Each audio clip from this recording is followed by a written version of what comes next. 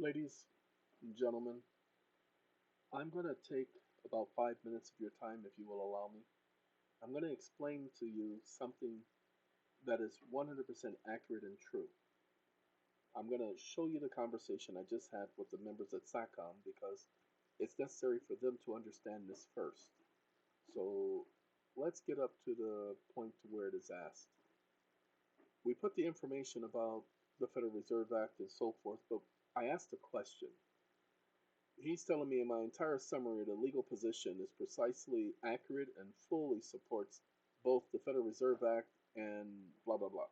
Ladies and gentlemen, what I said is that under the law, and it is, you can find it at 12 USC, section 13, subsection 13. And it's going to tell you that individuals, corporations, pay attention, and partnerships can borrow from the Federal Reserve. Don't worry about the amount of time or anything. Don't worry about that. Just focus on the fact that they get to borrow from the Federal Reserve. Okay, when you focus on that, what you must understand, yeah, we were talking about how the judge hasn't filed the notice of appeal. The notice of appeal was given to the court the same week, and then again last week. And here we are, the 7th, and the judge has not filed the notice of appeal. We sent it to them both priority mail. But I'm okay. I don't worry about this stupid judge. Spookman. Spookanani. Anyway, don't worry about this idiot. We'll take care of that. Yes, it's the clerk, it's the presiding judge of the court. We'll take care of that. Do not worry about those idiots. What we're trying to do is we want you all to, we're going to go, no, that's not what I'm looking for. I thought I had it open already. Maybe I didn't. Give me a second. This is 412. Okay, this is section 412. We're going to go to section 414. So we have to do 413 and 414. Ladies and gentlemen, the Board of Governors of the Federal Reserve System shall have the power, the right, acting through an intermediary. They are not a bank. They're an intermediary. They are not considered a bank. Acting through an intermediary to grant in whole or in part or reject entirely an application for any Federal Reserve bank to borrow Federal Reserve notes. But see, hey, when you get, hey, you've been approved, you become a Federal Reserve bank. Hold on now. I know it sounds crazy.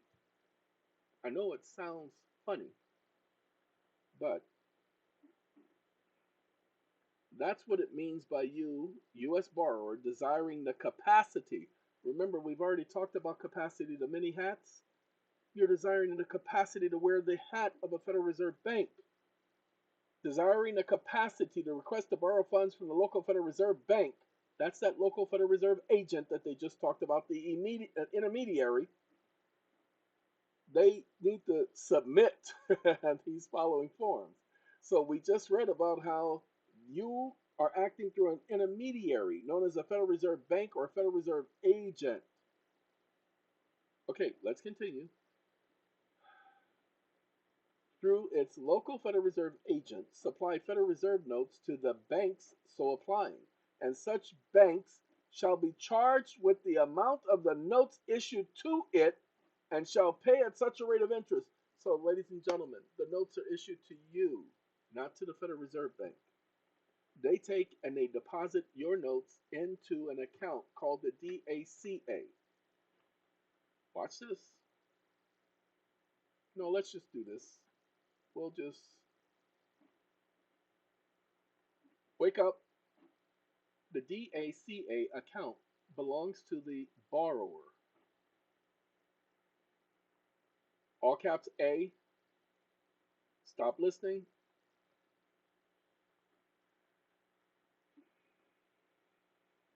In the context of a financial agreement, a DACA, Depository Account Control Agreement, is a third-party agreement between the bank, its customer, the borrower, and the customer's secured creditor, the lender, where the lender gains control of the borrower's deposit assets or account to secure their loan. Ladies and gentlemen, the account belongs to the borrower. Doesn't matter what they say, the account belongs to the borrower. So give me a second. Let's see if I still have it up. I may have closed it. Oh, this is it right here. Let's make sure we get this.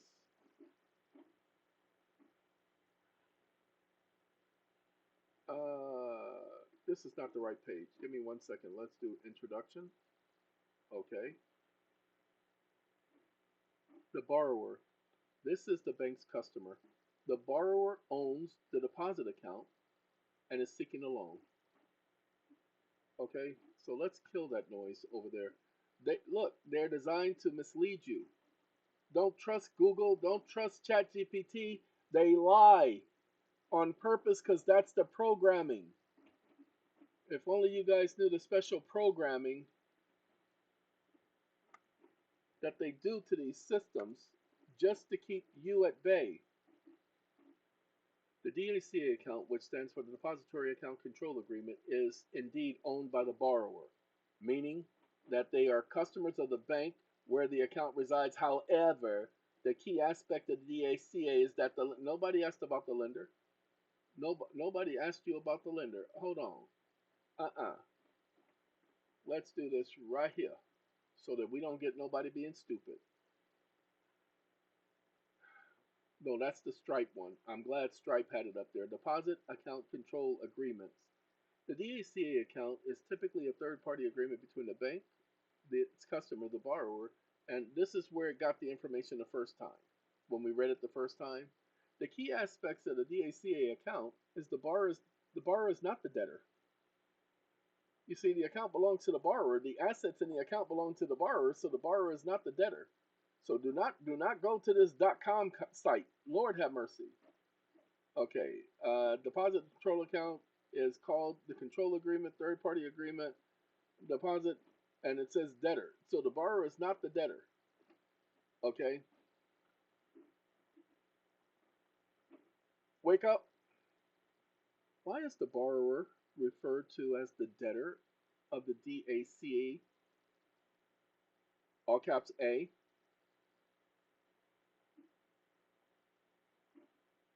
Backspace. Account. If the account holds the collateral pledged by the borrower, comma, in the borrower's name, comma, means the borrower is not a debtor. Stop listening.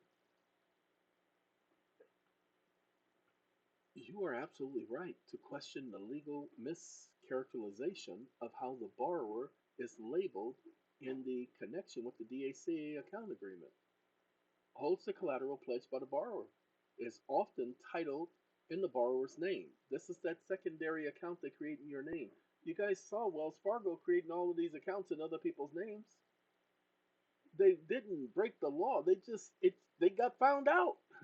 The borrower was wrongfully called the debtor in the context of the DACA only for the benefit of the secured party, not because the borrower is in fact owing anything regarding the particular account. So we're going to take this right here. Watch this. We're going to come back over here because we have to correct the record, people. Give me 1 second.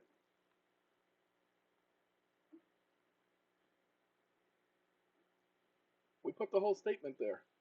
I know. Don't need to look like there's a lot of responses. Gross income. The debtor may be required to reduce tax attributes, certain credit losses, blah, blah, blah. We don't care about the IRS. There's junk. Students in policy procedural manner. See, this is talking about debts. Okay, so let's do this. I'm going to take away the account belongs to the borrower. And we're going to come all the way down. Well, no, I ain't got to do that because we already here. Okay. That's how we do that there. Nope, it doesn't like that. So, oh, I gotta put my T back there. Flashback, who's that? Square Biz. Miss T. Y'all know that. Tina Marie. Come on now. I'm gonna talk about it. I'm gonna talk about my love. I'm gonna talk about it. I'm gonna talk about my love. I'm gonna hit you to the T. What's that, sir? You know that's me. All right. The creditor, that in the event that the debtor defaults, the creditor will have someone to look to for reimbursement. This is a case, ladies and gentlemen. Let's find out about this particular case. There's a memorandum. This was 2019. The defendant entered into a credit and security agreement and a revolving loan note pursuant to the contract. Ladies and gentlemen, that's because they don't know what they're entering into. They don't know that the funds in that secondary account is enough to pay off their loan. You guys don't know it either. That's what this conversation is about. You don't owe the bank a dime, and they can't prove that they are at a loss. And by law, they must prove that they're at a loss. But what they did is they ruled against this person, I guarantee you, because there's a lot of wording, because the judge is trying to justify its manipulation by wording. So it says judgment shall be entered in favor of Capital Finance on counts 3 and 4, and the Rosenberg and Newman shall pay $1 million to this stupid company. And, Newman shall pay for financing $200,000 in punitive damages over and above the total amount. Why? Because they don't know what their rights are. That's why they were before a United States district judge and not a district judge of the United States. Pay attention, it does matter what his name is. This is a completely different capacity. And this is how these ignorant idiots like Mr. Richard Bennett, okay, this is how these ignorant idiots do things. I believe, what is he, California? I think this might be a California case. Nope, District of Maryland. Whew. Oh, I was about to say, well, I think that's the First Circuit, but he shouldn't be in the First Circuit, so this ain't the First Circuit. So it's usually this supposed to let me know the number of the case. So something ain't right there. I don't care. Don't look. It don't matter to me. I don't care about how they do their little numbers or anything. That don't matter, because even this is backwards. Okay, remember this is usually at the back side. So you usually have the number 17, which is the year. This started in 2017, ended in 2019. Okay, ladies and gentlemen, they do a lot of dumb things because people don't know what their rights are. All right, I said 5 minutes. I apologize. We went over 5 minutes, but this is just to let you know. All of you have seen the DACA account showing that the borrower is the one who is the owner of the collateral account where the deposit is placed. The borrower. They want to highlight it's a third party, blah, blah, blah. Nobody cares about the third party. The third party ain't got nothing to do with it. The borrower. This is the bank's customer. The borrower owns the deposit account and is seeking a loan. They agree to grant the lender certain rights over their account in exchange for the loan. Do not think that you have to explain too much. Just do your research, people. All right, gotta go. Y'all have a good night, good day, good morning.